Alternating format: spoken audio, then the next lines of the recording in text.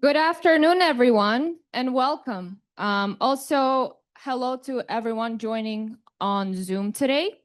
My name is Nadira, and I am a two-year MBA graduating tomorrow. Um, I am originally from Uzbekistan, and I grew up in New York City. And hello, everyone. My name is Kelly. I'm also a two-year MBA graduate. I'm born in Taiwan, raised in Canada and China. It is my great pleasure to welcome you to the 2025 Emerging Markets Institute Graduation Ceremony. We are thrilled to have you all with us, students, faculty, family, friends, and those joining us virtually, to celebrate the accomplishments of this year's outstanding EMI Fellows. Before we begin, I'd like to reflect on what brings us today together.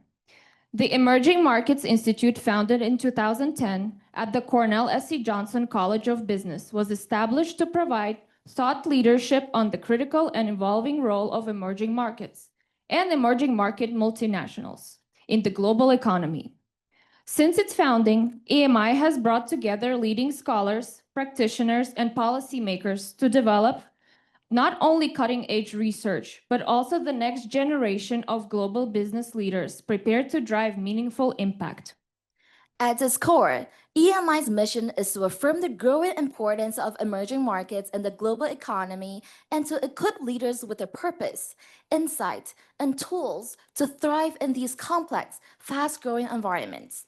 Through the EMI Fellow Program, Johnson students engage deeply with the coursework, research, global trend, and a network of alums and experts across Latin America, Africa, Southeast Asia, and beyond. This program fosters leaders who are not only globally aware, but globally engaged.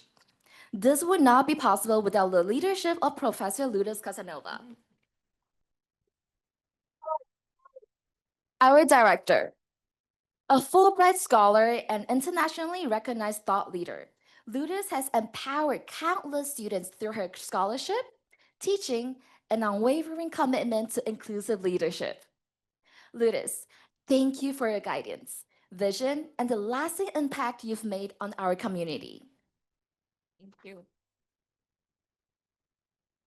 And now it is my honor to introduce our first speaker, Dean Vishal Gaur, is the Anne and Elmer Lindseth Dean and Professor of Operations, Information and Technology Management at the Samuel Curtis Johnson Graduate School of Management. Please welcome.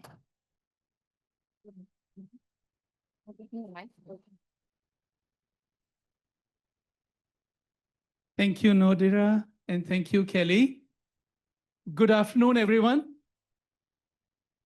It's so wonderful to see you here today.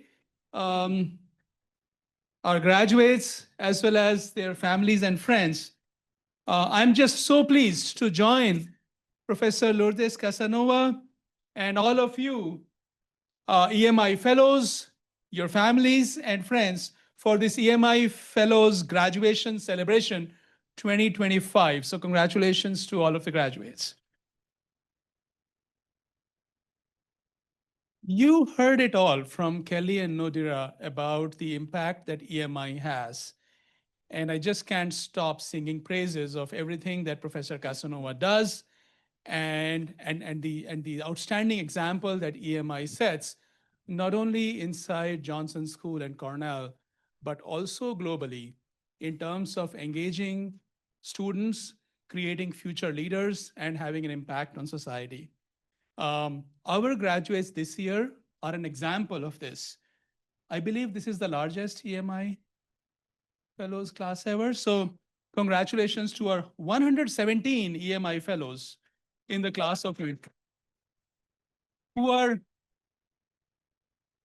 drawn from students across 14 programs at the university and from 32 countries around the world, including those represented by you.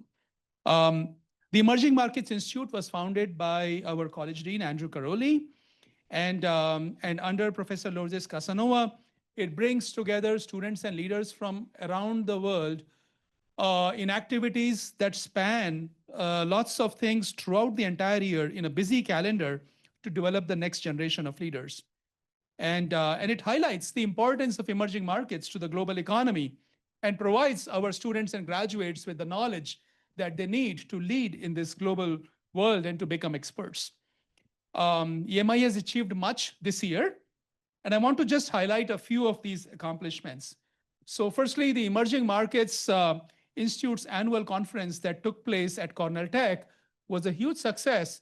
And I had the opportunity to meet many global leaders who came for that conference, and also to participate in one of the panels and see some of the other panels. Last year, EMI was recognized by the New York State Assembly as an outstanding institution worthy of the esteem of both the community and the greater state of New York. So this was a recognition coming from New York State Assembly, okay, voted on by our legislators. Then there were the EMI Corning and EMI Mark Mobius pitch competitions, which were great successes, and the annual EMI report co-authored by Lourdes and Anne Miru in collaboration with 13 co-authors, which is displayed on the website of EMI. This is just one sampling, a very small sampling of all of the impressive events, the presentations, projects, and publications that EMI has participated in and led, and that would not have been possible without the hard work and dedication of all of you, not only Professor Casanova, but also our students and so many other people working in EMI, Danielle, and so many others. What I like about EMI is the role that it plays in bringing together students from across our programs. Our graduates here represent not only residential MBA students, but also executive MBA graduates, MPS graduates, and MS in Business Analytics graduates, as well as those from Dyson, Nolan, and other parts of Cornell. And they include students who are distance learning students, those from Weill Cornell Medical College, and so many other places. So this is really a moment of pride for me to be here, and the integration that EMI provides is a hallmark of Cornell. I want to end by giving thanks to a few people who help us in EMI. Thanks to Mark Mobius and to Anupam, Thareja, and Dean Karolyi, of course, and our fantastic student speakers for their heartfelt participation today and for their support of EMI. Thanks to Professor Casanova and the EMI staff and the EMI organizing committee, Sarah Lynch, and Kelly. I'll say some names, and maybe Sarah, if you could stand also, please, to be recognized for this wonderful event, and Kelly and Nodira. And thanks to the generosity of our advisory board members, Nell Kerry Cruz, Bob Staley, Mark Mobius, Corning International, Henry Renard, BS 1954, MBA 1955, and the Ada Kent Howe Foundation, and particularly Roberto and Gail Cañizares, who have been benefactors of EMI for their continuous support. And finally, thanks to Lourdes, the Gail and Roberto Cañizares director of the Emerging Markets Institute, whose effort, dedication, and passion have enabled this program to flourish year after year.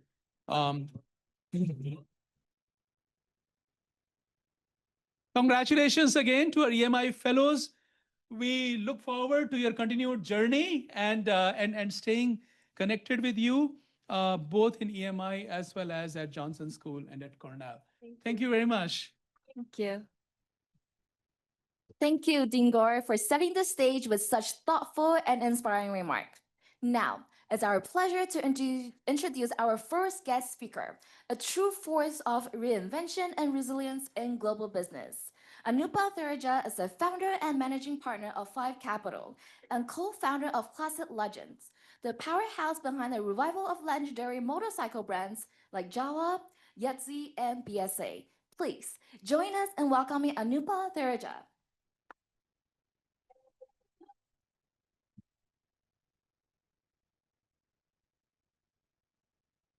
Thank you.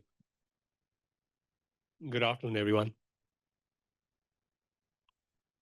Dean Karolyi, Dean Vishal Gaur, Professor Lourdes, Professor Anmiro,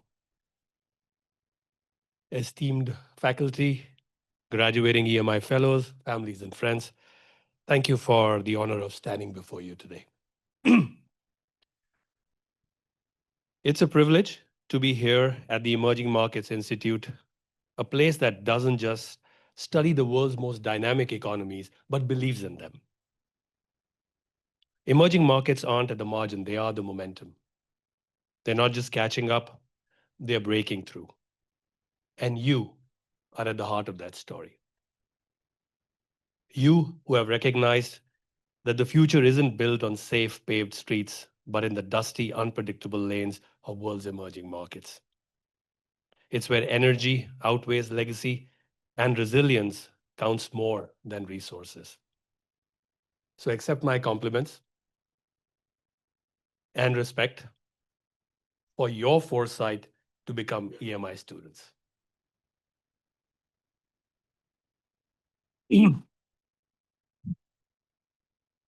Well, this moment is deeply personal. My children, Cornellians themselves, are in the crowd today, and I'm proud of them. So is my wife. That's why I'm nervous. Who has supported every detour, derailment, decision I've ever made. Who has had the patience of a saint while I chase motorcycles and markets around the world. To share this stage, this moment with all of you, that's special.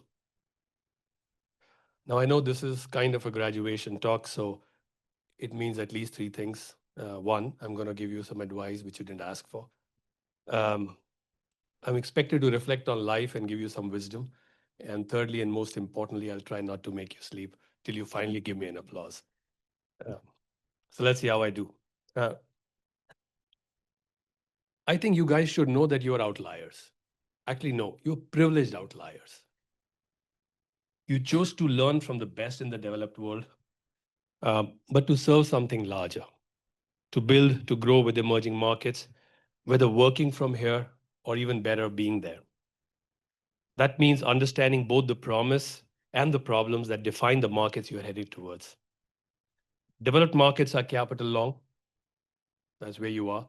Emerging markets are opportunity long. You marry these, you and only you can harness this. You are networked here. You know the scent of growth there. That's why you are privileged outliers. Have gratitude for where you are and who you are. But let me not sugarcoat it for you. Emerging markets are tough terrain. Capital is scarce. Technology access is uneven. Over 60% of workers operate informally. The richest 10% hold more than 50% of income, 90% of wealth, 100% of influence, and you want to go there. Formalization is hard. Trust is fragile. Progress isn't linear. Now flip this lens. 65% of world's GDP growth in 2035 will come from emerging markets. 80% of world's youth are sitting there. They're not playing catch up, they're leapfrogging. Just look at India's UPI, happy to tell you about it, or Kenya's M-Pesa. And these are the systems that skipped legacy and rewrote the rules. They're not copycats, they're case studies. Now, let me give you some thoughts of nonlinearity and stark juxtaposition of emerging markets and developed markets. I've lived my life there, so this might surprise you. Let's talk about India and US. Let's say India starts using same per capita of, let's say, meat. Do you know currently the world meat consumption is 7 million tons? If India eats the same amount of meat as US does, the demand will go up 20x. That's 140 million tons. Do you know there ain't enough land, water, grain to sustain that? If you do that with electricity, India itself will take 60% of world electricity. It'll take 96% of world's oil. So what does that mean? Will India or emerging markets never develop? No, I don't think so. Let me land this with an example. And Dr. Mark Mobius isn't here because he and me did that together in 2000. So I remember when I was heading a bank and the first mobile company was getting listed and I was underwriting it. and this is year 2001, 2002. The mobile phones in India were launched in 1995. So till then we had zero phones, right? From 1882 to 1995, whole of the country had 3 million phones. And in 2000, we had 3 million mobile phones, right? So from 0 to 3 million in 5 years. And I was writing this research report and telling people to invest in this company. I had underwritten it, I was scared. And I also had a research report, and I told them that, by 2005, in 5 years, the 3 million will go to 20 million.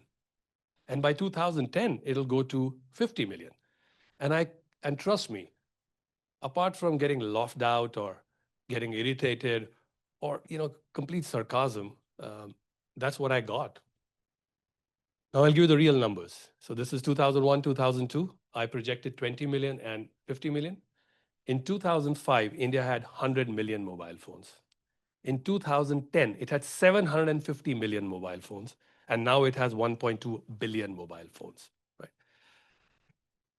That's not the only thing. In the last 5 years, with the onset of digitization and data, from zero, we are doing 16 billion digital transactions every month. We have 1.2 billion IDs. We underwrite $10 billion worth of loan, 240 million auto pays. So that's what happened. The point of this example is that emerging markets won't copy. They can't copy. They will write their own rules. They'll invent their own models. And when these models succeed, they don't just grow, they disrupt. And with each disruption, disproportionate opportunities and wealth is created. I've seen it happen. I'm seeing it happen. And I can promise you it'll keep on happening long enough for you guys to make your mark and your fortunes in the emerging markets. The conditions are there. The growth is there. What is needed is you. So here's my view. More billionaires will come out of emerging markets than first markets. And I'm assuming all of you are okay being rich. You worked hard to get here. I'm sure you haven't come so far to come so far. At EMI, you studied world from both the sides. That makes you a bridge, a translator, a founder, an entrepreneur, maybe a policymaker. You know what excellence looks like. You know what scarcity feels like. And that gives you power. You are a fraction of that fraction that can connect ambition to action, vision to viability, but most importantly, capital to community. Don't waste this. Use it, scale it, share it. So congratulations once again. Now let me change the tone, and this I wrote at the last moment. And I want to talk about a word that I think will be remembered as the most used fashionable word of your generation of this decade. That word is purpose.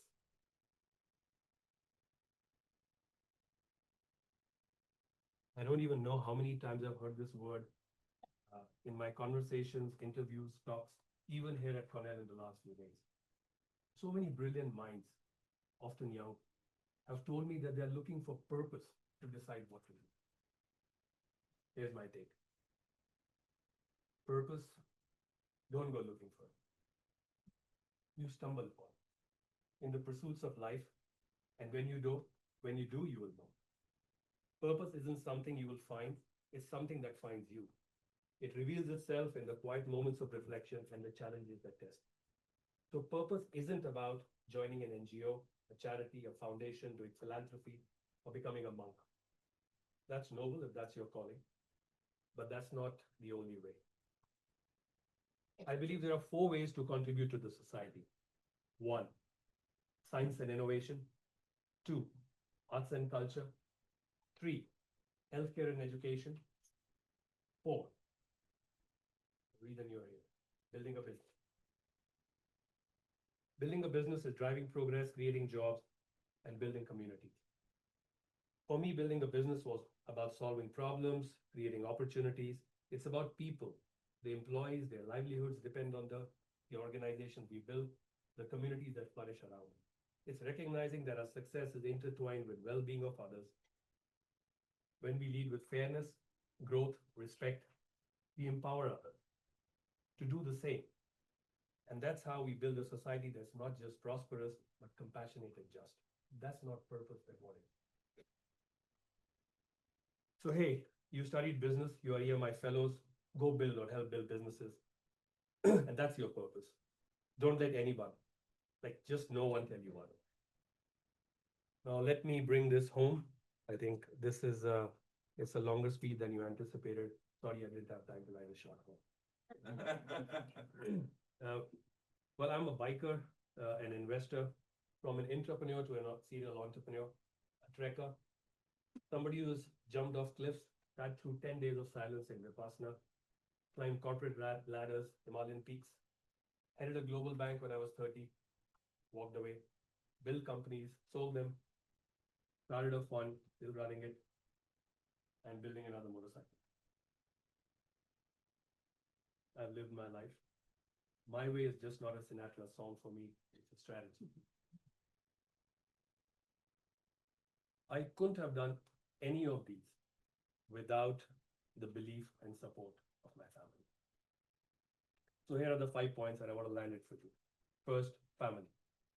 Family is the foundation on which you build. Because when you have them, even when you're alone, you'll not be alone. And that will help you take right decisions, somebody who believes in you. So my number one and the most important point is family. The families you have, the families you will build along the way, please take care of them, cherish them, nourish them, trust them. Point number 2, work-life balance, overrated. Go for work-life harmony. Make your work an expression of your life. Let passion feed your energy, your ambition, and let your pursuits become an extension of who you are, not a trade-off. 3, looking for templates? Don't bother, there aren't none. Life isn't fair. Beautiful, painful, unpredictable, and yours to shape. Reputation is everything. Guard it fiercely. It will repay you can't yet imagine. And finally, growing up doesn't mean giving up on your dreams. It actually means chasing them with sharper tools, stronger legs, and clearer hearts. And when things go sideways, and believe me, they will, remember, you're not off course. You're just building a story worth telling. So ride hard, build boldly, fail gloriously, fall in love, laugh at your resume once in a while. And above all, as the bikers say, stay true to the line. Thank you. And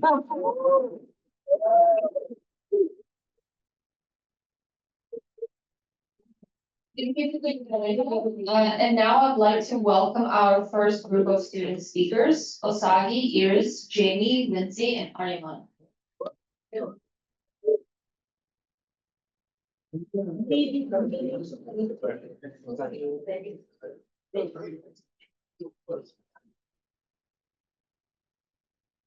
Hey, good to see you.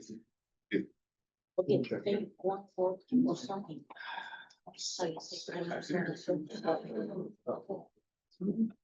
Got a good point. Projects. Yeah, exactly. Hi, everyone. My name is Asagi. One of the 2-year MBA. Dear fellow graduates, esteemed guests, and honored faculty. Today, as we celebrate this milestone together,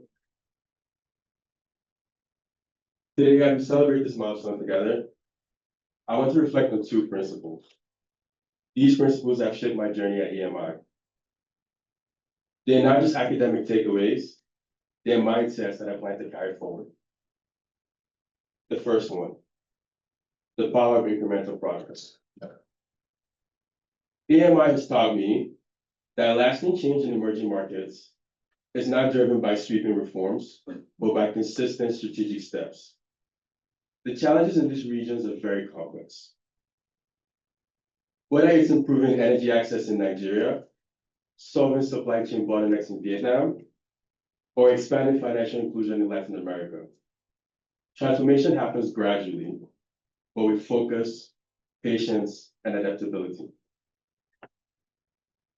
I remember attending my first EMI conference and listening to entrepreneurs from all around the world. They spoke not of overnight breakthroughs, but of their perseverance of launching one pilot, learning from their setbacks, and then scaling their impact. These weren't grand stories of instant success. but honest reflection of progress earned over time. This aligns with the understanding that convergence in emerging markets is not guaranteed. It takes commitment and effort over time. We've seen these play out in our classes about understanding telecoms in Indonesia.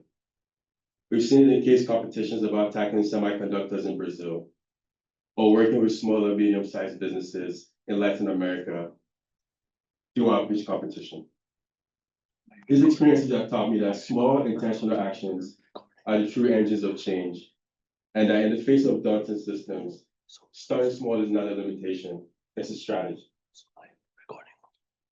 The second principle, gratitude. This is what grounds our progress. Because behind every idea that takes flight is a network of people who make it possible.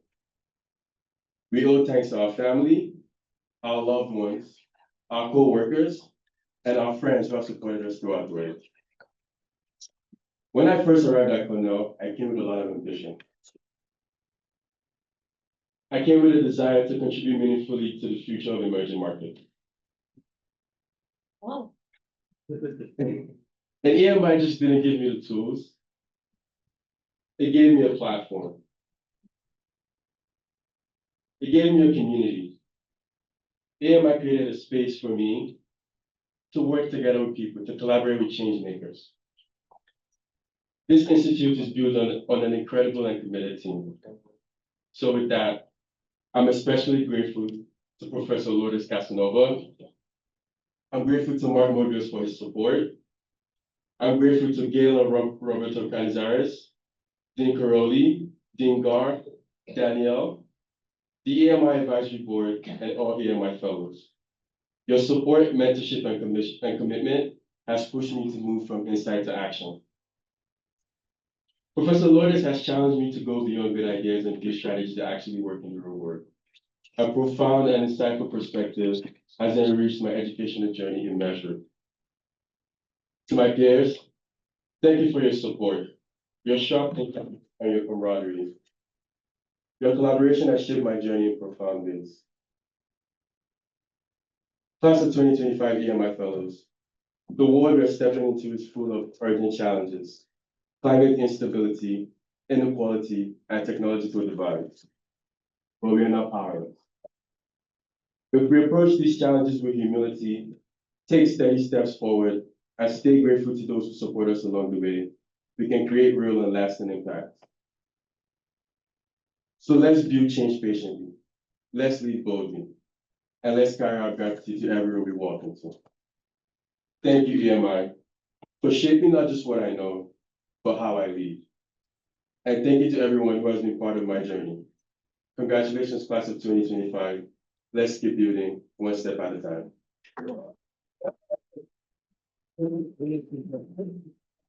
Gary?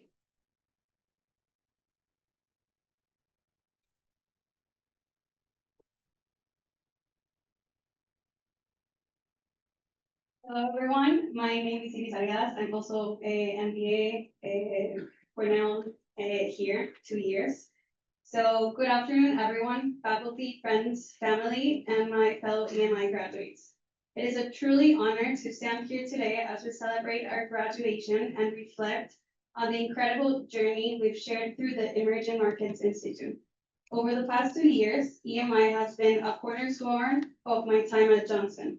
From the very beginning, being part of EMI annual conferences gave me the opportunity to engage with global leaders, learn about some of the most relevant topics shaping the future of emerging markets, and connect with an amazing community. One of the most meaningful highlights of my time here was serving as co-chair for the Cornell EMI Corner Case competition. It was a privilege to help bring together talented students from around the world to tackle real-world challenges in emerging markets. Through this experience, I realized how much potential these markets hold for innovation, growth, and impact. I also want to take a moment to express my deepest gratitude to Professor Lourdes Casanova. Lourdes, your support, mentorship, and passion for emerging markets have been truly inspiring. Thank you for making yourself available for advice, conversation, and for opening the doors of your home. Thank you for believing in each of us, for being open to hearing our ideas, perspectives, and for trusting us to shape and lead initiatives in the way we believe is best. Your openness and encouragement empowered us to grow, not only as professionals, but also as leaders. To all the EMI Fellows, it has been an amazing journey, and I feel so lucky to have shared it with you. I know each of us had different reasons for joining EMI, and our experiences throughout the program were unique. But I am certain that for all of us, EMI has been a source of learning, fulfillment, and purpose, something we will carry with us as we move forward. Many of us will go on to pursue different paths across various industries and geographies, yet we must always remember where we come from and the impact we are capable of creating. As we move forward, I know we'll carry the lessons, experiences, and relationships we've built here with EMI. I'm proud to be part of such a global, diverse, and driven community. And I'm excited to see the impact each of you will have in the future. Congratulations to all.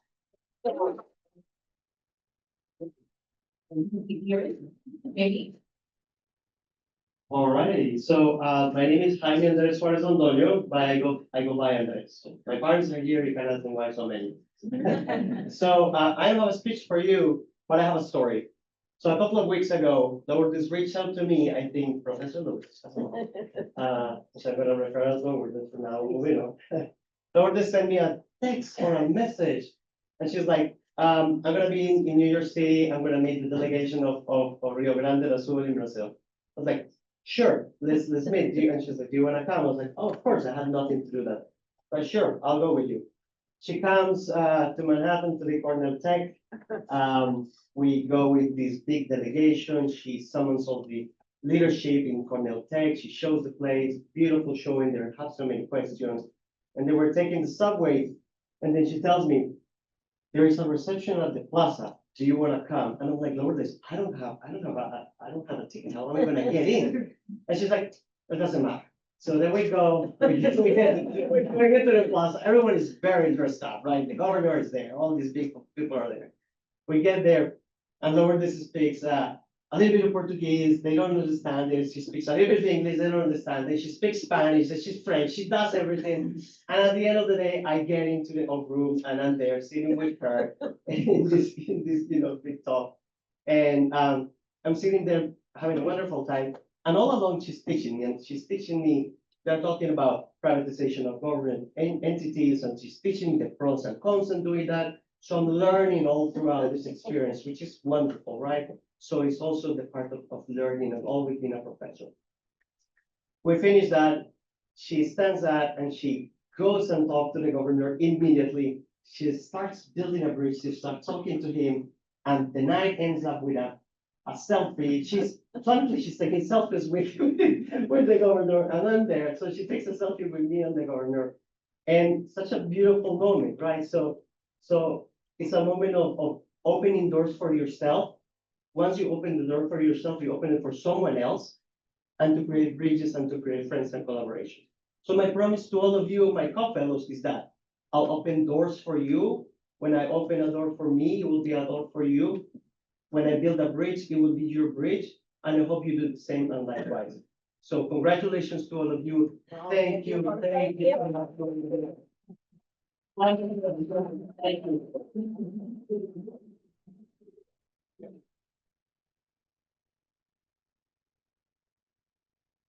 Awesome. If you need any tweaks or additions, just let me know.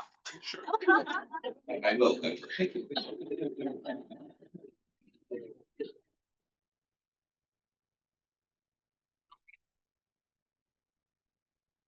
Good evening, everyone. Thank you for being here today, and thanks so much for coming to this really incredible and important celebration of the EMI, of something that has taken many people to build. Lourdes being one of them, but there's so many voices behind that message, that are here with us today that made this possible. So this fellowship essentially didn't just come to give me access, you know, it's deeply meaningful in the way that it gave me perspective. When I joined the EMI, I thought I was coming to kind of deepen my knowledge of growth in emerging markets, right? The macro forces, the risk profiles, the innovation trends. What I didn't expect was how much I would need to unlearn. EMI doesn't just add layers of knowledge. It helps you shed the assumptions that we have built up. That came into a sharp focus during our 2-year experience that defined my time as a fellow. In 2023 at the EMI conference and our trip to Colombia in 2024 was a huge mark for me in my learning as a professional EMBA class of 25. Working on the conference was one of the most rewarding parts of my year. It was a lot of work. We weren't just organizing panels. We were curating conversations that pushed back outdated narratives. And that's a huge part of what this mission is. What do we do with these reports? We build knowledge and we're able to take these forward to change narrative and the general assumption. We brought together practitioners, policymakers, and academics who reminded us that emerging markets aren't defined by what they lack, but how they adapt to the changing environments, as I think you mentioned very eloquently. It was a real-time lesson in power, perspective, and partnership. And then Colombia. Now, Colombia was a lot of fun, right? We have to say. So for those who joined me, thank you. We made it a lifetime in memory. But it brought it all to life. Aside from the fun, from Cartagena to Bogota, we saw what it means for a market to be truly dynamic. Not just in terms of growth, but in how communities are building futures on their own terms. From the startups to the larger corporations all working together and sometimes not. Meeting the previous president of Colombia, Iván Duque, we learned deeply about those challenges that those small companies and large corporations face and that are being faced by policymakers. The most powerful insights didn't come directly from any report or learning. They came from the founders and co-workers and the spaces, the urban planners, and the way that people were looking at reimagining cities. In these conversations, they translated the largest lessons in which I took home, and I will continue to grow and appreciate throughout my life. So this EMI experience has changed. I think we can all agree it's changed our lives. EMI gave me the language and structure to talk about global markets, but more importantly, it gave me the experience to understand them with more nuance and most of all, humility. In my own work, connecting brand risk and global business strategy, this fellowship has given me a sharper lens and a broader map. I now know because of this how to approach problems by not asking, what's the model, as we like to do, but what's the context, which is really important sometimes to look at. To Professor Casanova and the entire EMI team, everybody who makes this possible, thank you for building something that's not just rigorous, but real. And to the fellows, thank you for showing up all the time with curiosity, with honesty, and with ambition grounded in impact, real world impact. And most of all, thank you to my wife, Juliana, for whom I would not be able to accomplish any of this without. And to all of my friends and family who've made this possible. This program has changed how I think and how I carry myself, and it will continue to do that throughout the process of after I graduate from Cornell. Thank you so much. and long live EMI.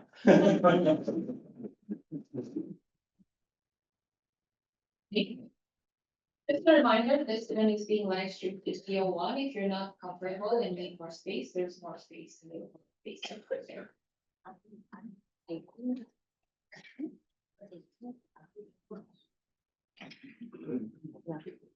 Good afternoon, everyone. It's so nice to see so many people in the crowd. I can see a lot of familiar faces, and that's great. I'm honored to stand here today.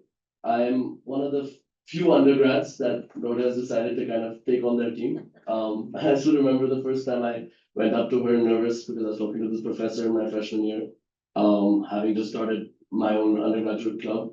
And within half an hour of talking to her, she had already given me things to do.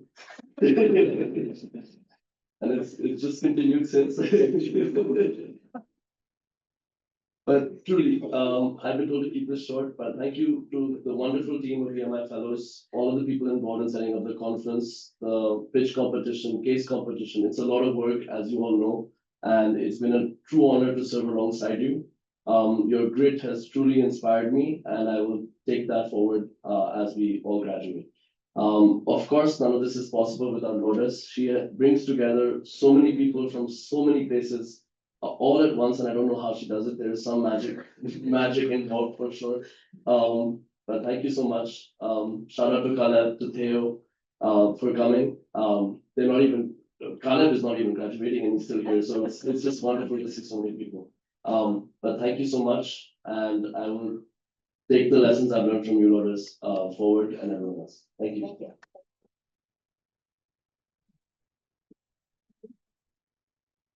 Our next item on the agenda is a musical interlude by Andrew Foley. So we'll be going. Do you want to introduce yourself? Yeah, sure. Thank you very much. Thank you. So first of all, congratulations to all of you. I have to make a confession. So my name is Andrew Foley. I'm a graduating PhD student in the Management and Organizations group here. I'm not technically an EMI fellow, but I've worked very closely with Lourdes over the past couple of years as a sort of deputy director role, helping her organize some of the research activities and conferences here at Johnson. And she's really been more than a boss to me. She has been a mentor and a colleague and friend. So I've learned a lot about management issues in emerging markets, which have become a huge part of my portfolio as a management researcher, but also just how to be a good colleague and a good scholar. And so she's given me some lessons that in some ways are more important than the research lessons. But before I start playing, I just wanted to say a couple of words about the piece that I chose, and also give you guys a sort of mental roadmap of it so you can follow as I play. And I want to tell the organizers for timing, you can probably remove me from the student remarks after this. We'll consider these my remarks, if that's okay with you. So, like I said, I've been working with Lourdes since my second year in the PhD program. And at some point, we both discovered, not only were we both classical musicians, but we both have a particular love and adoration for a specific Spanish guitarist, whose name is Andrés Segovia. So Lourdes herself, I don't know if you know this, but she is Spanish, and she plays guitar. And so if any of you recognize the name Segovia, he was a famous touring Spanish guitarist, a soloist. And one of the things he sort of became famous for was performing a piece, or a few selections from a piece by a composer named Isaac Albeniz. And the piece is called Sonata Española, which literally means the Spain Sonata. And each movement of the sonata sort of takes you through a particular region of Spain and tries to describe that region's culture, history, and geographical topography through music. And he became very sort of famous for playing one particular movement from this piece about a region called Asturias, as an encore for a lot of his performances. He chose this one because it's very virtuosic and flashy and just sort of beautiful. And so to give you a roadmap of what you're going to hear for the next 3 or 4 minutes, Asturias is sort of marked, and Lourdes can correct me, by the fact that it sits at the intersection of a lot of different geographies and overlapping cultural histories. So It has a region along the coast. So you can hear sort of the waves rolling along the coast. It has a beautiful mountainous region and is very well known for its greenlands and small rural villages. And so what Albany tries to do in this piece, I think, is take us on a tour of that. So the piece starts off with a very furtive, almost skittish and sort of repetitive a theme that sort of sounds like waves crashing on the shore, maybe at sunrise. And then it gets continually more frenetic and virtuosic until we get to this sort of very rapid section, which I think he's sort of linking to sort of village life and these small rural communities. People are running around, buying and selling cows and feeding their families and opening shops. And then abruptly switches to this beautiful soaring ballade. And you can almost think about sort of watching, the mid-afternoon sun across the canyon as maybe some bird of prey, soars between two hill peaks. And then it sort of abruptly recaps that opening ocean theme, but more tired and more slowly, almost as if we've sort of gone through a day in Asturias, we've seen its beauty, and now we're ready for the next one. So with that, I'll try to do some justice to Asturias.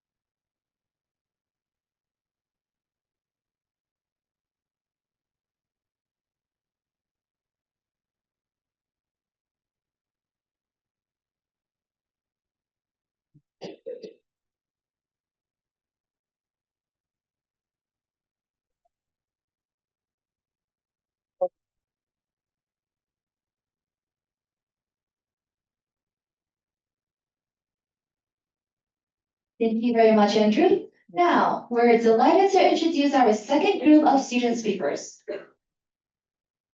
Renata, Nidhi, Arkash, and Sarah. Please come onto the stage.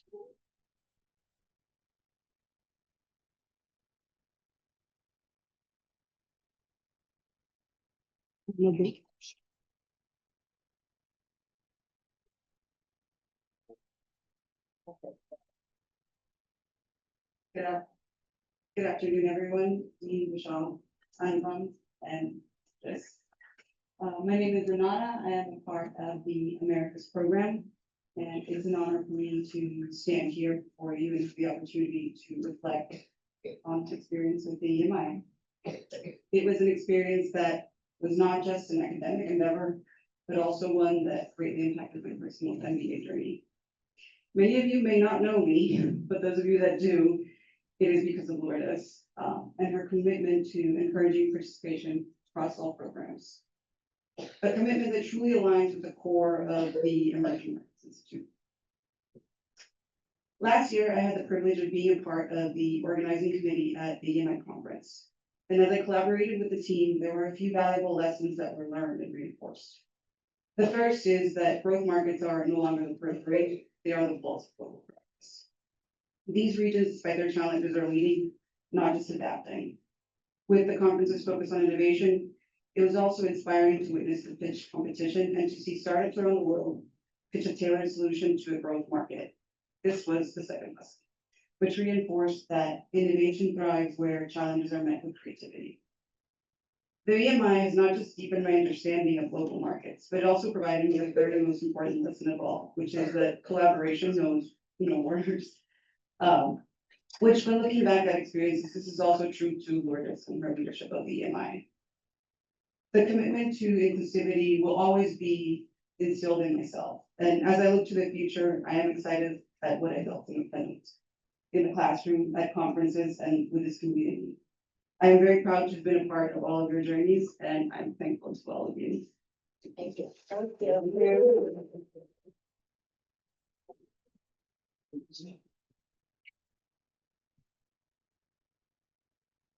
Hello, everyone. I'm Nidhi, Tech MBA class of 2025. Let me start off by sharing a little bit about what drew me to EMI. To my surprise, after countless conversations with alumni, current students, and potential future members to the fellowship, I've heard the same three things over and over again that resonated with me: community, belonging, and endless opportunities to grow. As a student on the New York campus, EMI gave me the genuine connections with MBAs, master students, undergrads, and peers across both the campuses. What started as networking events turned into lasting friendships. I've had the pleasure of representing EMI in New York as Cornell Tech Chair, from celebrating hundreds of years of Cornell Society event to strengthening alumni relations and representing EMI in New York. EMI gave me a real sense of being part of Cornell's greater mission.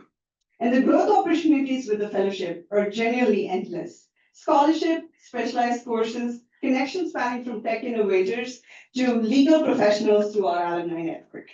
I'll never forget the first Cornell alumnus I met, who told me that EMI gave them the opportunity to bring capital where talent and innovation could flourish. That's the power of what we do here. None of this would have been possible without our incredible EMI team, our deans, our sponsors, and most importantly, Professor Lourdes Casanova.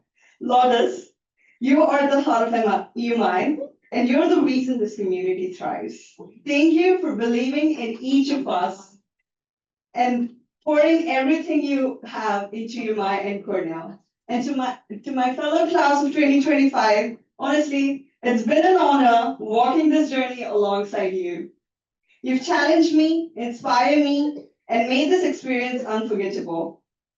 As we move on to solve the next big problem, build the next big company, lead the next big team, let's continue to break barriers, connect resources, and carry forward the legacy of EMI. Thank you. Thank you.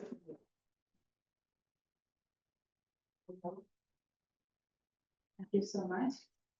So good afternoon, everyone, faculty, friends, family, and my fellow EMI graduates. It's truly an honor to stand here today. For me, emerging markets aren't just an area of academic interest, they're personal. I come from India, where opportunities and challenges we talk about in EMI aren't distant, they are in our daily realities. When I arrived at Cornell, I was just another international student, trying to find my voice in a new country. I never imagined I'd find a community like EMI that would change the way I think, work, and lead. One of the most defining moments for me was when I approached Professor Lourdes, who I was told was basically the Beyonce of Cornell.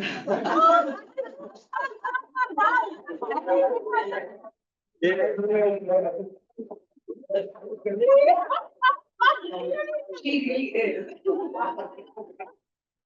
And I asked if I would support the EMI conference. She said, yes, absolutely.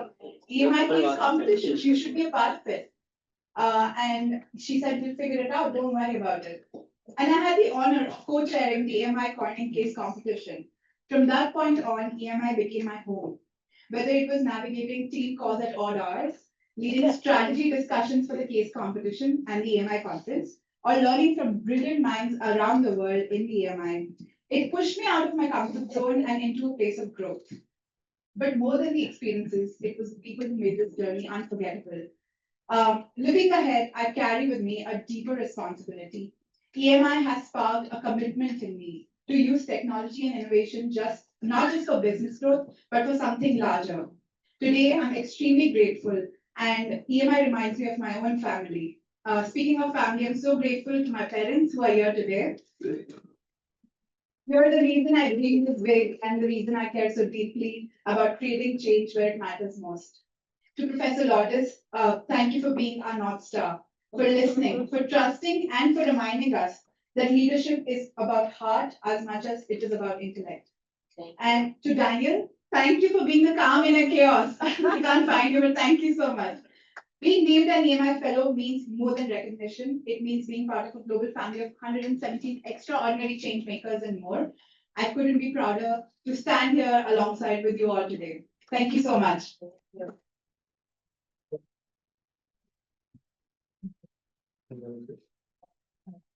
Good. Okay, great. Okay, so good to see everyone. So Professor Lourdes said to not mention her, so I won't. So my journey with EMI has been a very interesting one because I came to Cornell with certain expectations of how my experience would be like. but the quality of teaching just blew me away. The campus environment is intellectually enriching, and the network one builds at Cornell is far-reaching. But every once in a while, an unexpected opportunity comes along, and one that, in hindsight, can transform the trajectory of your career. And for me, that has been being a fellow at EMI. Emerging markets are no longer a case study for textbooks or topics for classroom discussions, but emerging markets have now arrived. The rapid development across the markets is fundamentally reshaping how global business is conducted. Years ago, Professor Lourdes recognized the shift and played a visionary role in establishing and nurturing the EMI. Being a part of EMI has been one of the most rewarding aspects of my time here. The opportunities to conduct research, publish opinion pieces, and engage in real-world experiential projects have deepened my understanding. But above all, which is of the script, is I think the times when I get a chance to have coffee with Professor Lourdes, on whenever she's back here for a day or so with her travels, and really seek from her about my job, interviews, internships, and whatnot has been incredible. And she's really been a guide and mentor for me throughout this time here at Cornell, and really indebted to her. So thank you so much. Thank you.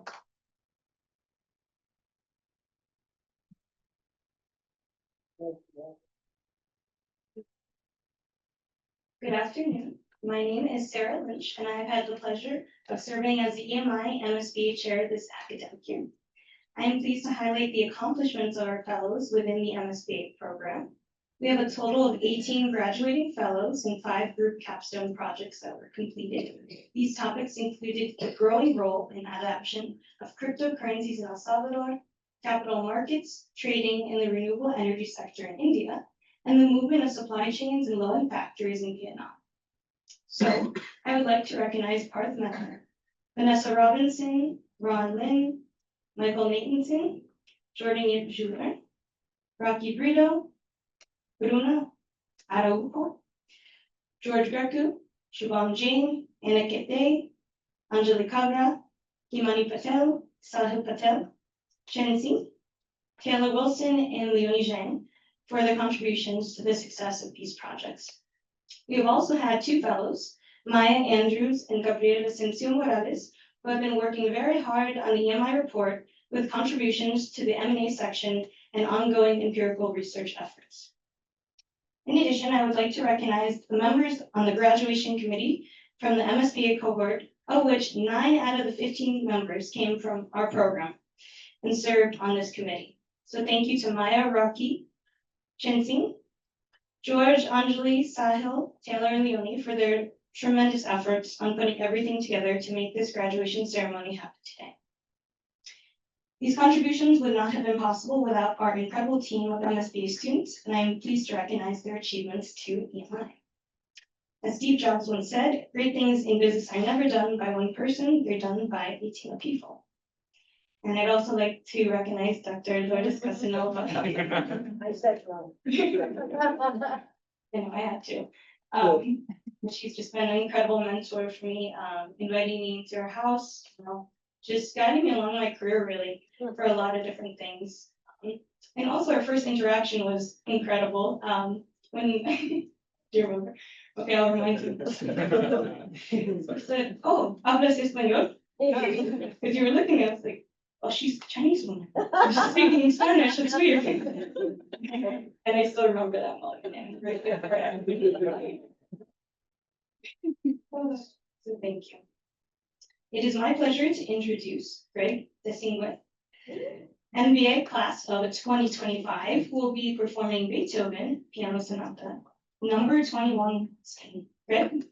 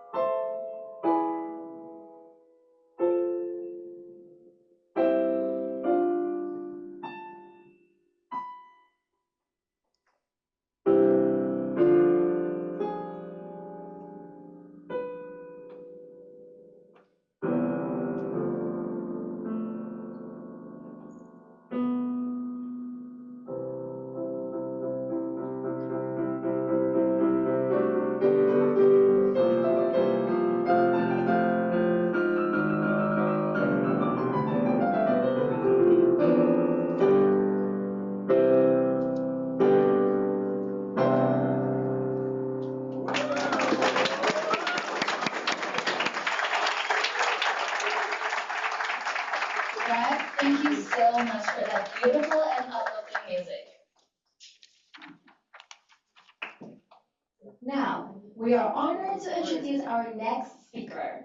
Dr. Mark Mobius is well known as a father of emerging markets investing.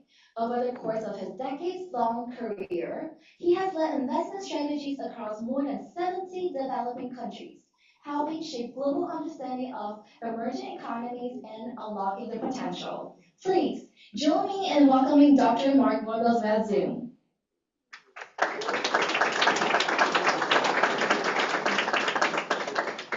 Hi, everyone. It's great to be with you, and what wonderful music we just heard. Congratulations on that. It's very, very nice to hear.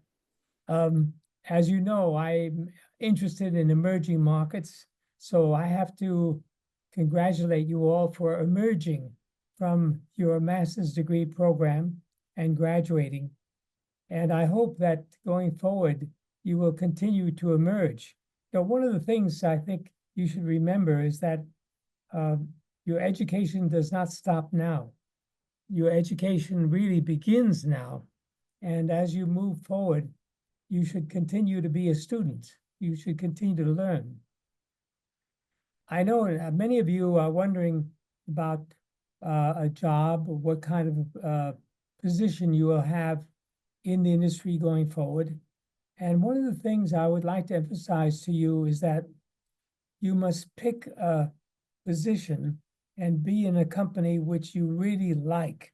In other words, don't think about the money, but think about where you'd like to be and where you will enjoy doing the work and doing the jobs that have been assigned to you. This is very, very important. If you don't like the companies which you are looking at now, then try to go into business for yourself. But most important of all, to be successful, to be wealthy, you must like what you are doing. It's very interesting to point out my own career, you know, with Franklin Templeton for over 30 years. I never discussed compensation, never. But yet I'm very well taken care of because they recognized that I liked what I was doing and I was doing a service to the company. So very important, I emphasize that you must like what you're doing. Now, of course, I know many of you have student loans you must pay off, and you have to have a job and you must get some kind of payment. That's excusable, but other than that, think about what you like and what you think you will like going forward for the long term. But finally, I think at the end of the day, health is wealth. Your job will produce wealth if you like it, but more important than that, health is wealth. So look after your health, because you can have all the money in the world, but if your health is not good, you will not enjoy it. So in closing, I want to again congratulate you all for the work you've done and for the great job you've done at Cornell. And of course, Cornell is a great university, a great institution. And Lourdes, of course, is leading the emerging markets group in a very capable way. And I wish you all the best. Thank you.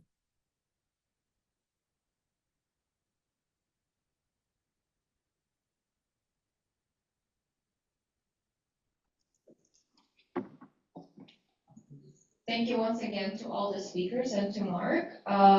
We now welcome all of our EMI Fellows by name to line up, please.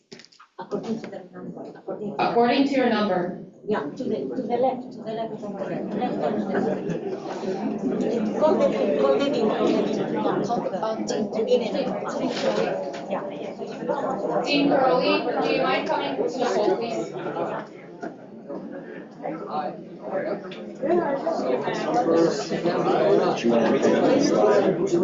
Was there a slide?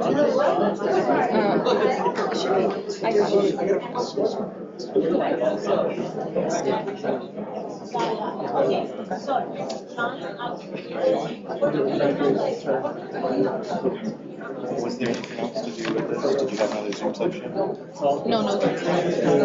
How are you, Lourdes? Okay,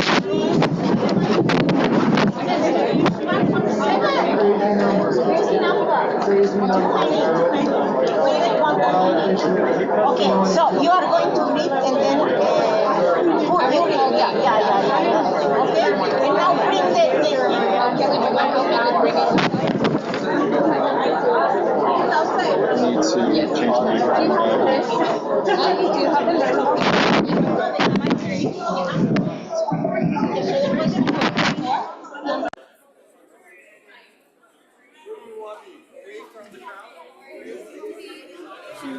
Lourdes needs a copy.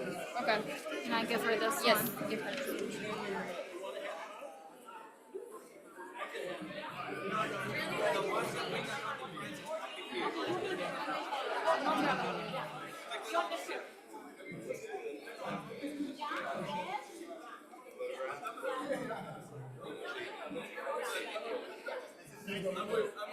Okay, so you start read the numbers and then Yes. shake in the picture. Tell them. Shake the hands in the picture. Sure. Just okay.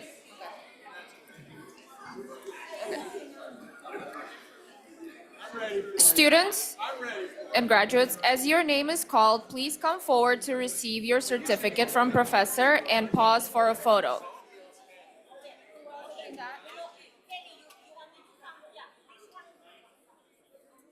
Bring this. Where? Professor, what about the sashes? Sashes also. Yes.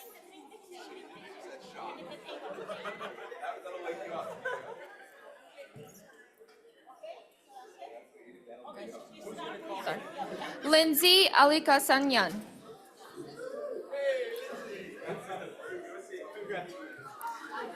Maya Andrews. Adebusola Anibi.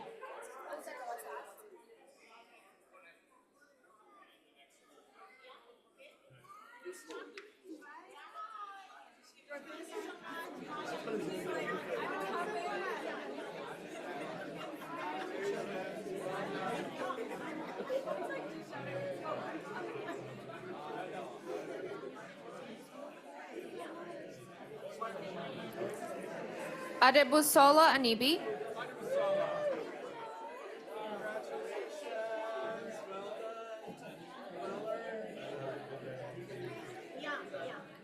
Iris Argueta Salgado.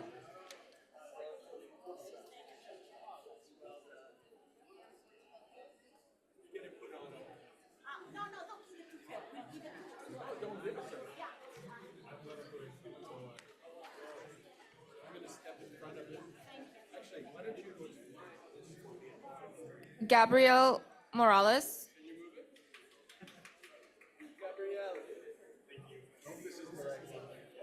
Number 5, number 6. Mary Awortui Tando. Mary, congratulations, well done. Romeo Awuku.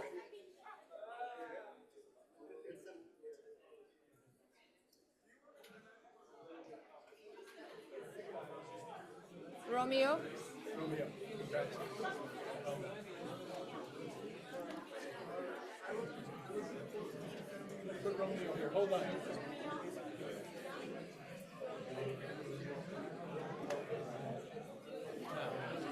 Flavia Abane Ayolka. Flavia, congratulations. Well earned. There's no knife. So look for a picture here, real quick. Picture. Okay. Carlos Eduardo Bernos Amoros.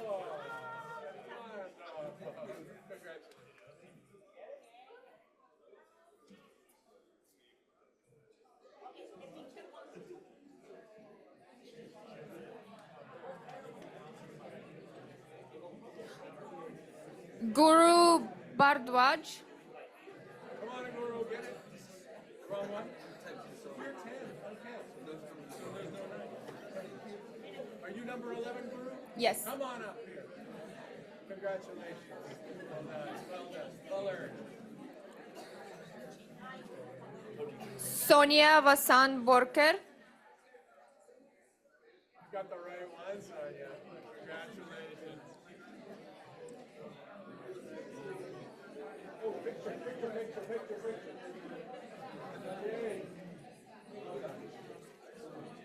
Kenza Boruc. I hope this is your right number. It is, that's great.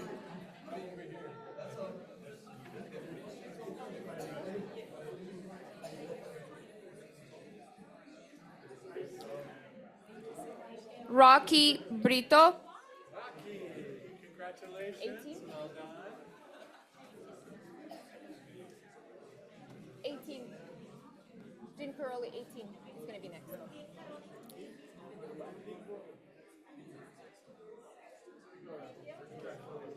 Shin Chen. Shin, congratulations.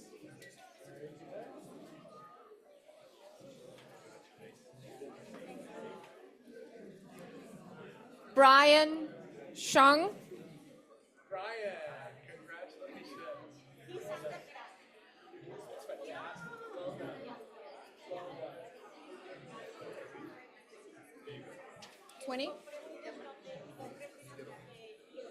Society, that's great. That's great. 20. Nyonika Chabra. Congratulations. Well done.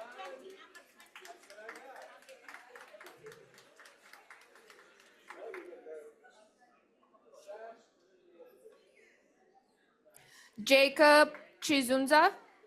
Jacob. I know this guy. Congratulations. Congratulations.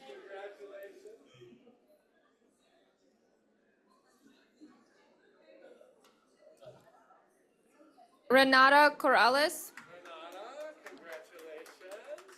Well done.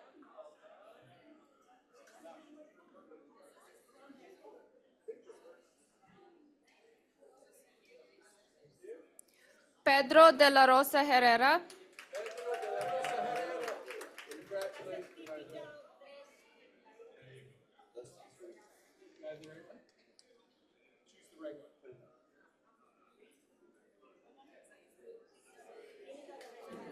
Next is 26.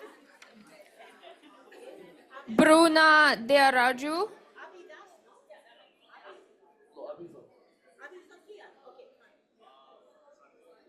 Bruna de Araju. Congratulations. I think that's the right one. Augusta.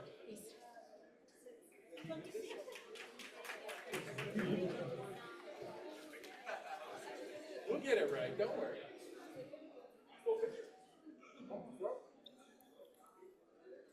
Akash Deepak. I'm third. We got the right one.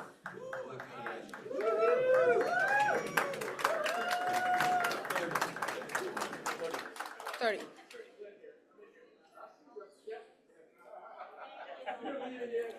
Abdallah Ismail. Abdullah, congratulations. Well done. 31.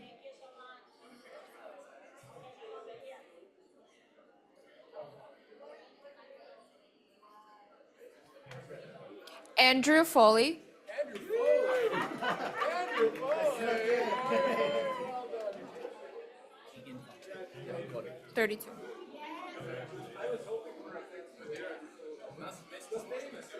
Да. Хорошо. Keegan Fonte. Keegan, congratulations. Can I just say Ofoswa from home?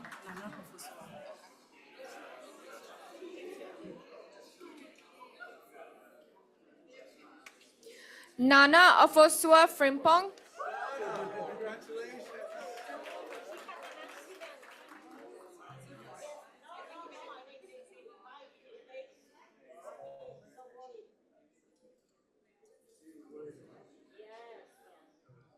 Yossi Garmazi. See, congratulations. Well done.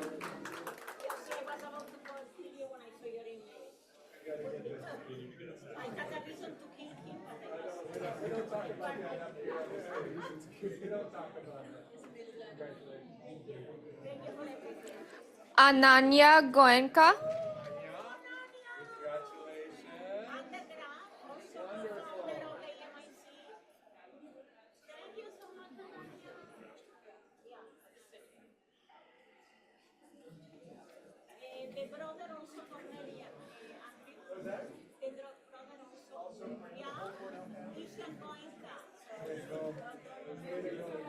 Farid Elnaz and Baby Gojaev.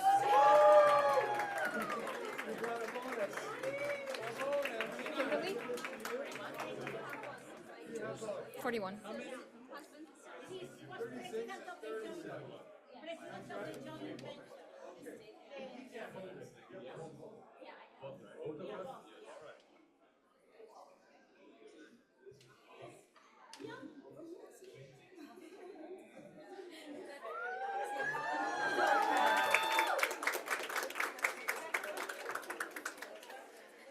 Kimberly Gray.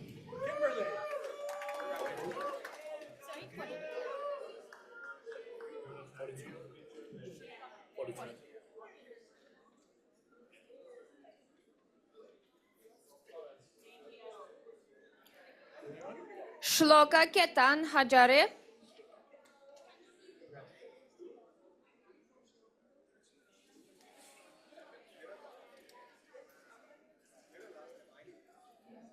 Shrinika Hampi.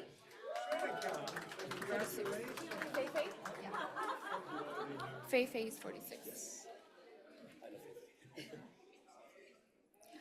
Fei Hung. Linda?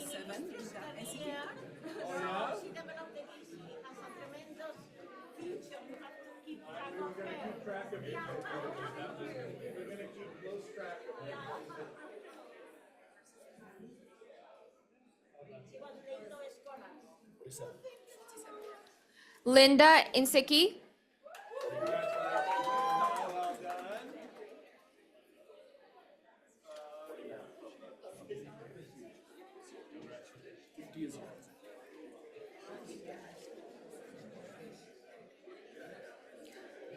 Arushi Jain.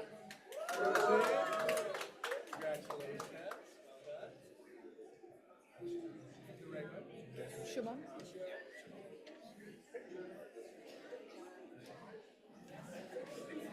Shubham Jain.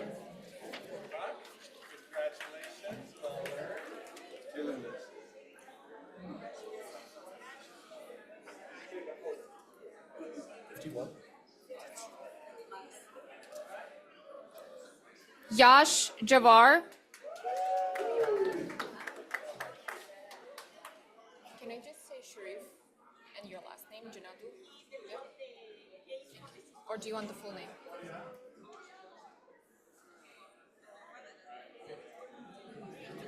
Sharif Jinadu.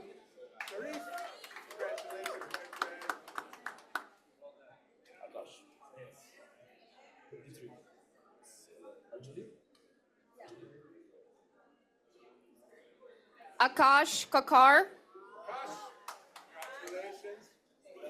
Anjali? Anjali? Anjali.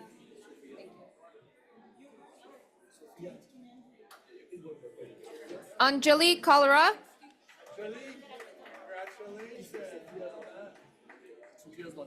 Hmm?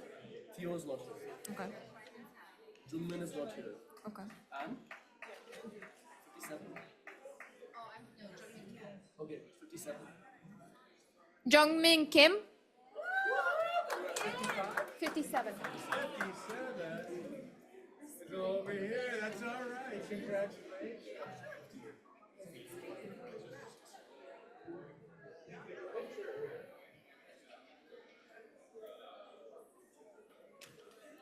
And Kinyan Jui.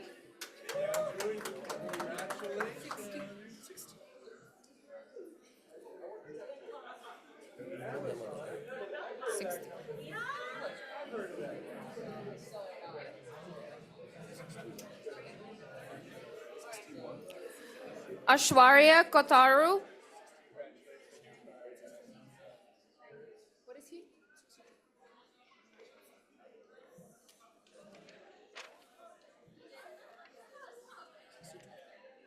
Preyash Kumbani.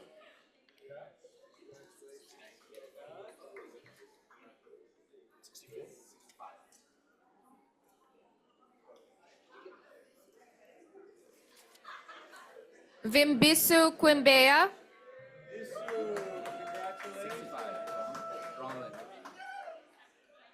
66.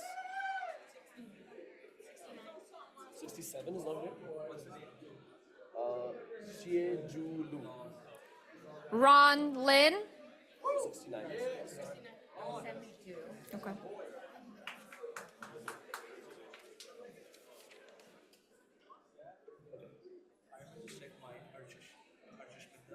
73. Sarah Lynch. 72.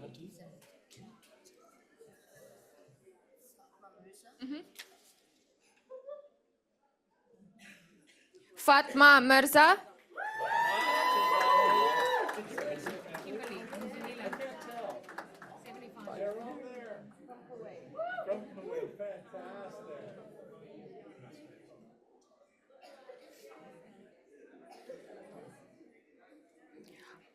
Archish Mittal. I know this guy. Archie. Hi. Congratulations. This is yours. Congratulations. 70?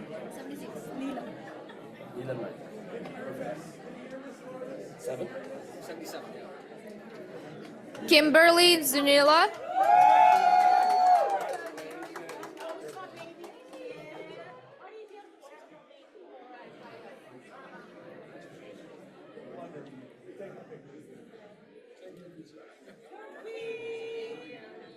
Neelam Naik.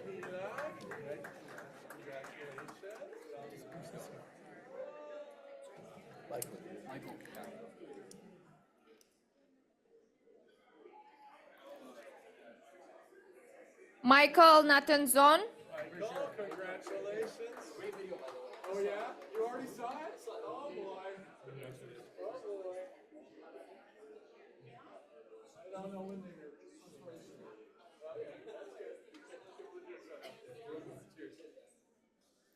Marianti Nika.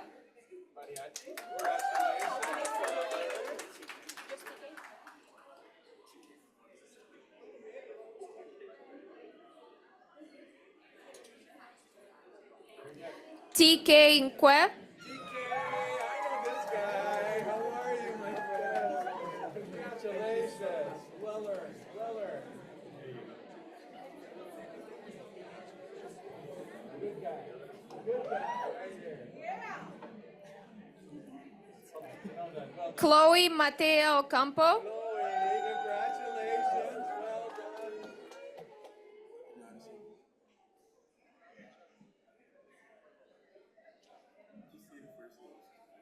No, I got you. Osagi Ogiagbe. Osario, congratulations. You're looking really Alexander. 82. 82.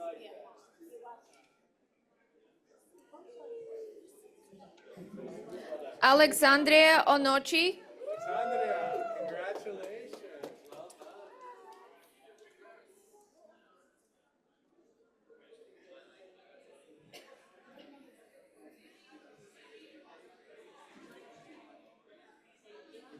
Joseph Ortiz Rivera.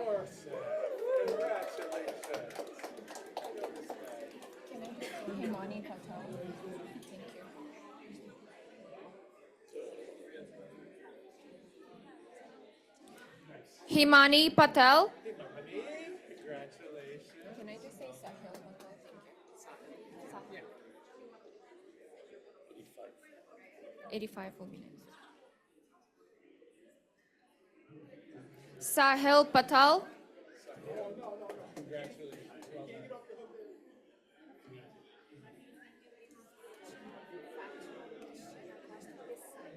87. Fatima Pisani. Okay. Nidhi Pavuluri.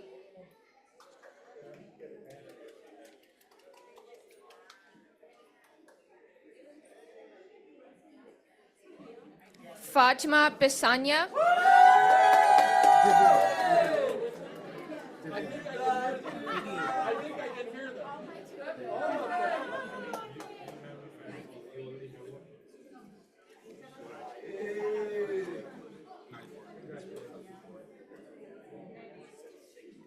Divyam Raj.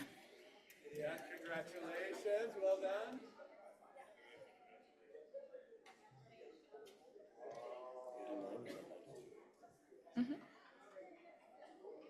Ain Razali.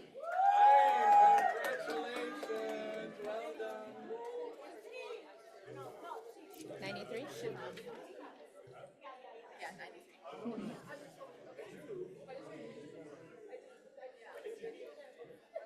Shivani Salunke.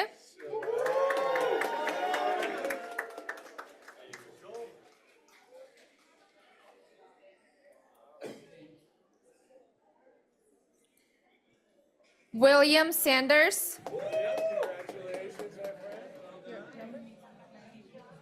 98.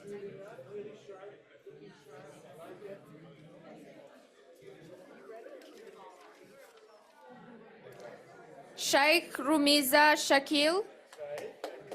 100. Hyman. Yeah. And then 101. Sorry. Jaime Andres Suarez Londono. 102. 102.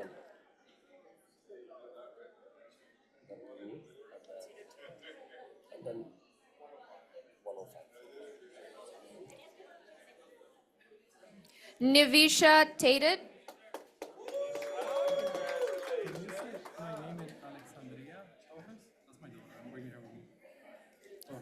What's your number? Okay. Can you say Alexandria? Alexandria. Alexandria Torres. Skip me. 103. Oh. Aryaman Thareja. I skipped me too. Oh. Use 103. Are we gonna let you have this? I don't know. Aryaman. 106.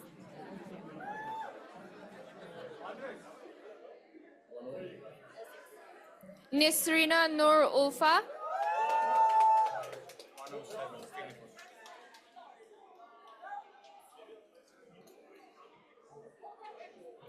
Filipos Vezares Stavru.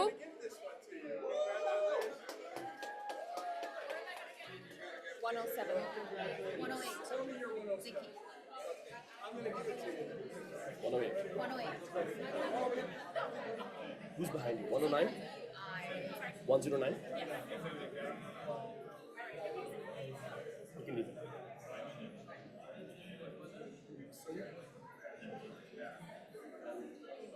Ziki Wang.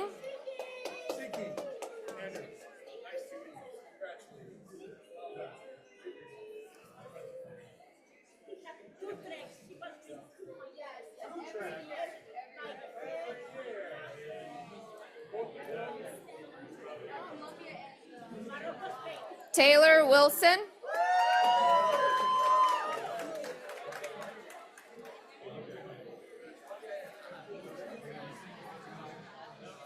$110. Yeah. Yixing Ji. Good job. Are all of those three your last name? Yeah, just Okay. say Jordan Yip.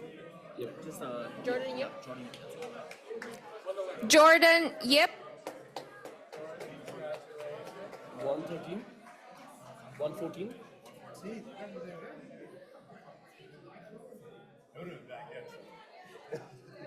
115. Leonie Zhang.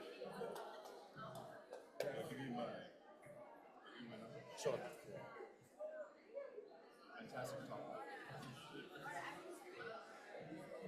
I got 22 yesterday. David Abraham. 150. Can I just say Sebastian and last name? Yes. Okay, thank you. Sebastian Diaz.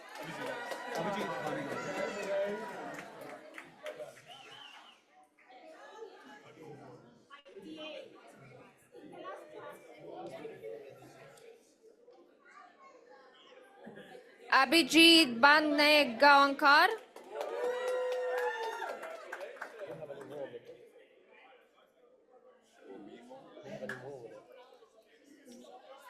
We'll need to find here. Oluseun Sowemimo. Your number? What's your number? I don't have a number. It's right there. Okay. Last name? Liano.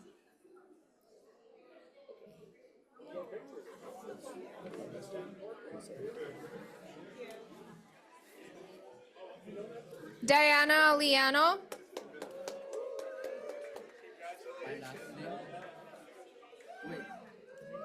My name. I don't know what's your number. No, he doesn't have a number. Vikas, right?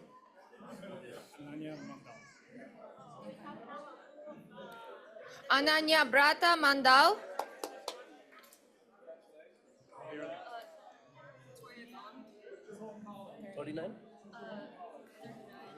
Victoria Gong. Victoria Gong. Where's your number? 66? Noel Liu? Yeah, Noel Liu. Yeah. Who's next? Anyone else? Noel Liu.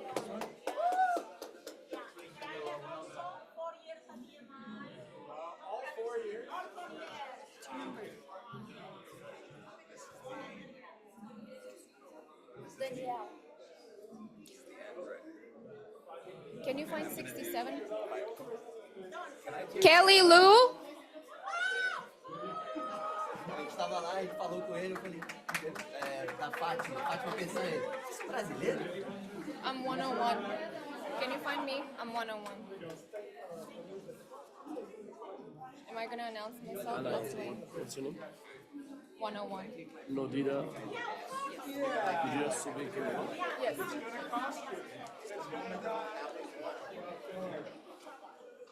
Nodira Subikunova.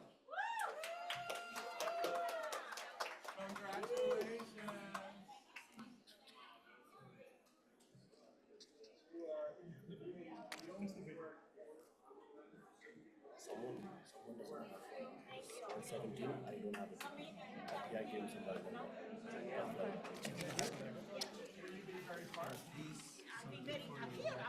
Always bring in. It was last week, so it's beans, whole beans, freeze them and then use them. Dean Karolyi. Where do we announce him?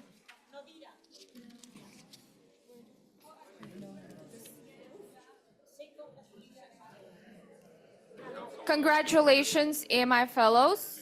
It is my honor to introduce our speaker, Dean Andrew Karolyi, the Charles Field Knight Dean of the Cornell S.C. Johnson College of Business and a renowned scholar in international financial markets. Please join me welcoming Dean Karolyi.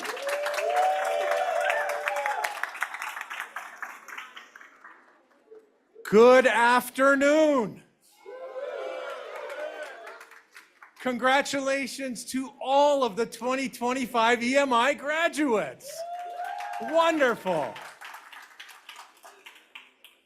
It looks like the rest of you are underdressed. Look at me. I wear this every day to work. The students all know that, right? Every day. No, I am so proud to be here. I promise I will speak for 1 minute, not more than 2. But I will tell you the following. The world needs you right now, EMI scholars. The world needs you right now. And I'm going to tell you why. This institute was founded 15 years ago. I was there. This is one of my babies.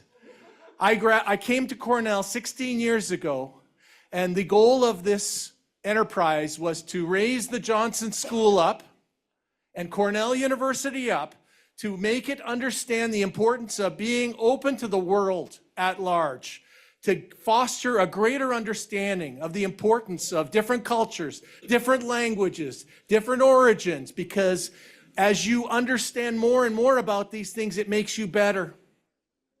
It makes you better, and you go on as future business leaders to do greater good. That's what Cornell's founding story is all about. We created the Emerging Markets Institute to foster the study of emerging markets because we knew the study of emerging markets would be the most complicated in times of volatility and uncertainty and ambiguity. The challenges of doing business in countries in emerging markets, that's their defining characteristic. And you know what we came to understand very early on, dear friends, is that there were two kinds of people that were aspiring to be future business leaders. Two kinds of people. Ones that kind of preferred to try and tackle business problems that look like what they learned in their textbooks. The kind of simpler kinds of challenge, simpler kinds of problems, undoubtedly, where they could hone their skills. And then there were the other kind. And what we wanted when we created this Emerging Markets Institute, and that dear Lourdes here has taken to greater heights beyond dreams I never even imagined. Look at this. Look at this room. The second kind of person was a kind of person that was a well-trained, highly attuned business leader, but one that didn't run away from more complicated types of situations, where there is ambiguity about perhaps the rule of law or the legal systems or the rules that guide how foreign investment is inbound. Ones that ran towards that because that is where they could really serve best. That's what Emerging Market Fellows were always designed to be. The ones that ran towards the hardest problems, especially in times that are more challenging. So I admire you. I admire each and every one of you. You chose to be part of this Emerging Markets Institute enterprise because you understood that you could be that kind of person. And I can only wish for you the very, very best. Lead responsibly wherever your path takes you. Lead with confidence that you can take on the challenge. And do so in the most Cornellian of ways, remembering your core values as it guides you, because you'll need those along the way. We're very proud of you. We will be watching you. Yes. We will. And can I just ask you for one favor? I know there's many people affiliated with the Emerging Markets Institute, many of the wonderful students here who are helping make this wonderful ceremony, but I have to tell you, from the bottom of my heart, how grateful I am to the good work for the last many years of Professor Lourdes Casanova for taking this Emerging Markets Institute forward. Please.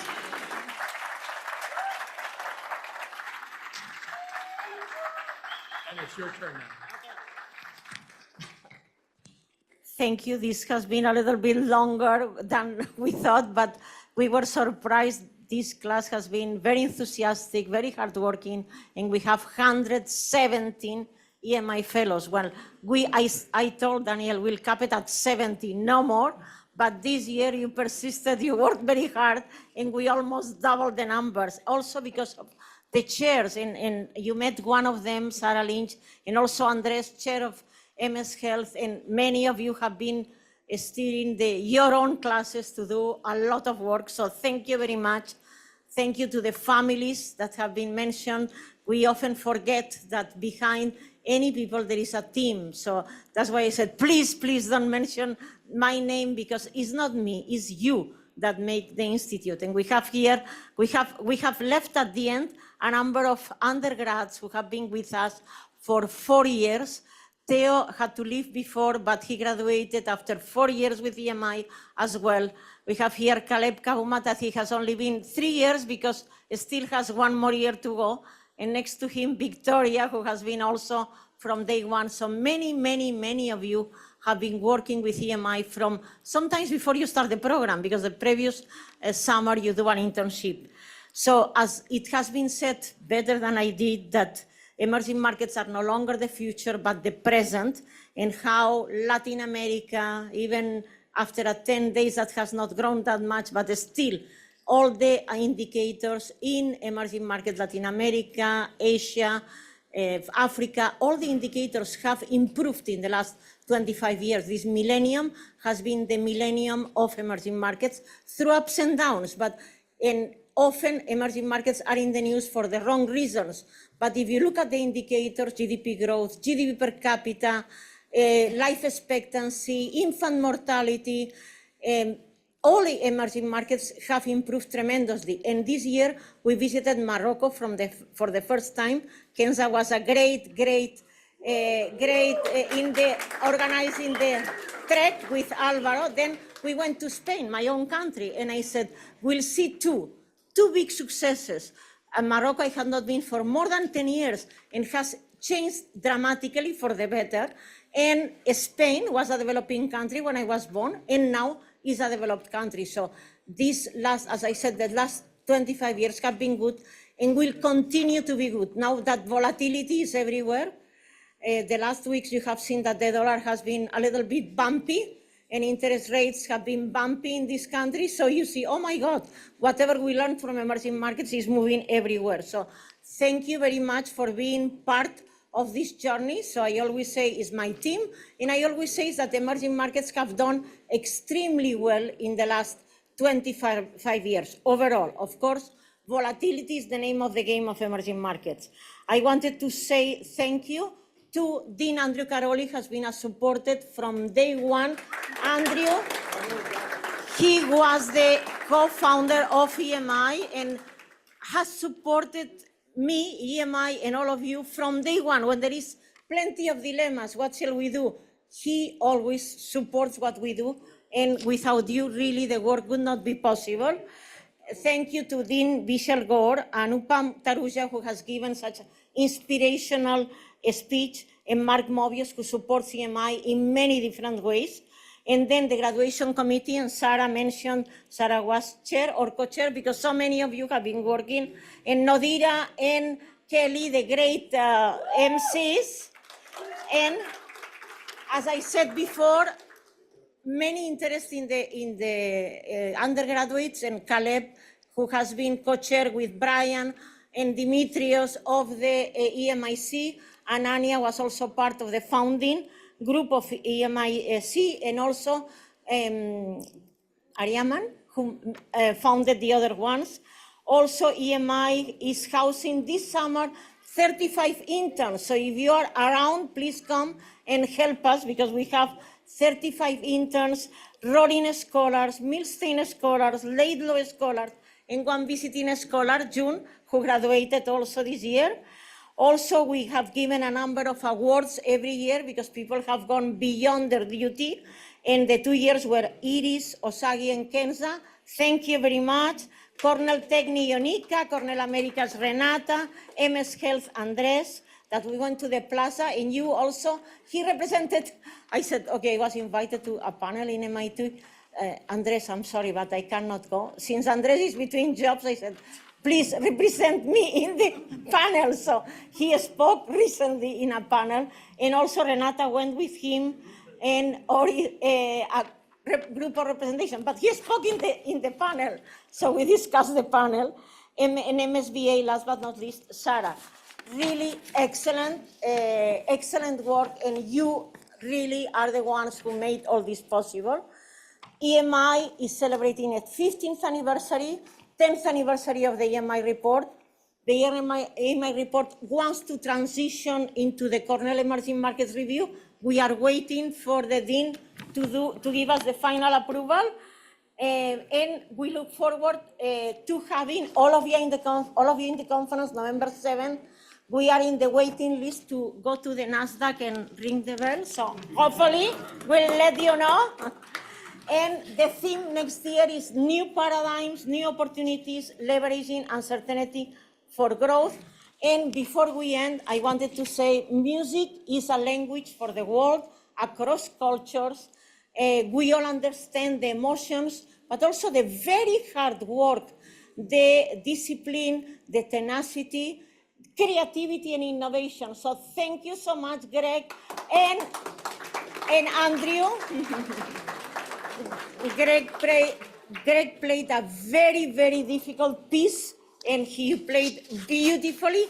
And Andrew adapted these pieces for guitar. And he said, you know what? I'll adapt it for the flute. So he himself adapted the notes that were meant for guitar for the flute. So thank you very, very, very much. And then last but not least, it has been mentioned a number of times, the Cañizares family, so many financial supporters and supporters with their time in the Cañizares family that is going to name EMI in the conference on November 7. So please join us. There is a board outside. Please sign the board for the family because we are going to give the cardboard for during the conference to say thank you.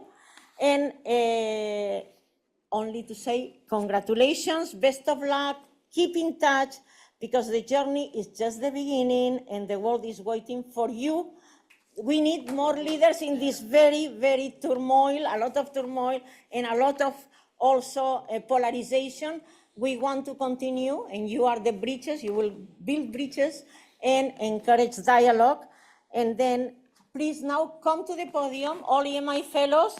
We'll sing the alma mater with Greg and Andrew, and we'll take a group picture. Please join me in singing the alma mater.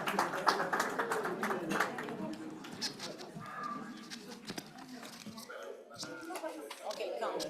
Okay, we have made it. Wait for them, wait for them. Yeah. Wait for them. Some people go in the front. Each of them just talk.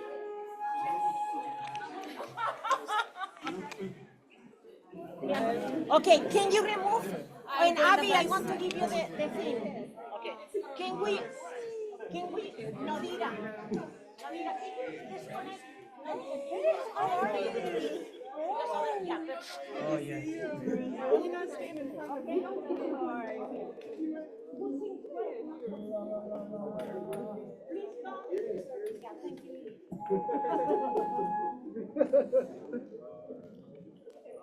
Everybody knows the words, right?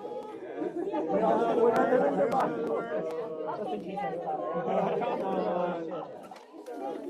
You put your arms up over the shoulders. You sway. Everybody knows the sway. This way. This is all going on social media, you guys. Make it good. Make it good. All right, we're ready. We're ready, Greg.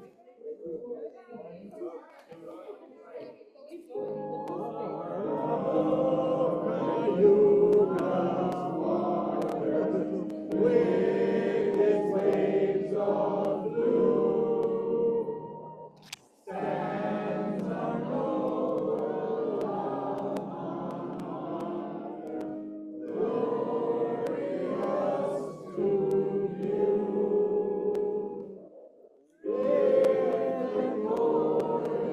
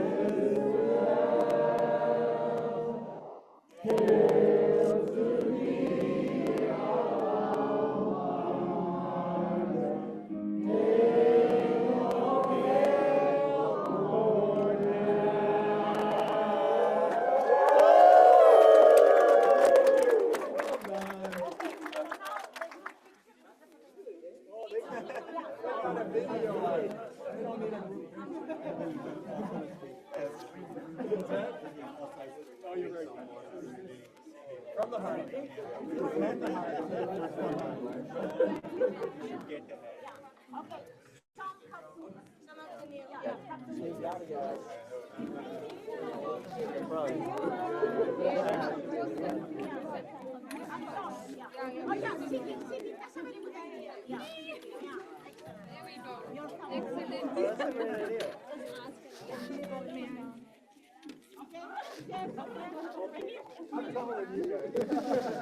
I'll kneel down.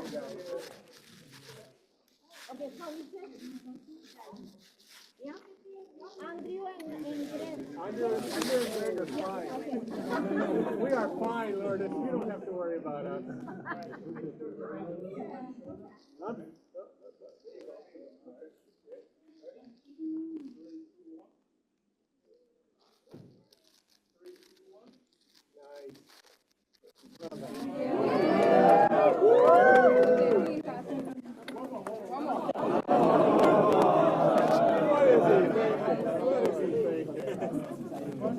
One more what?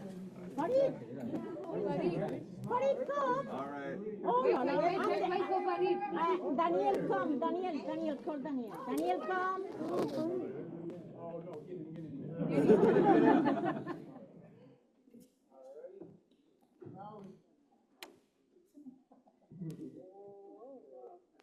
All right.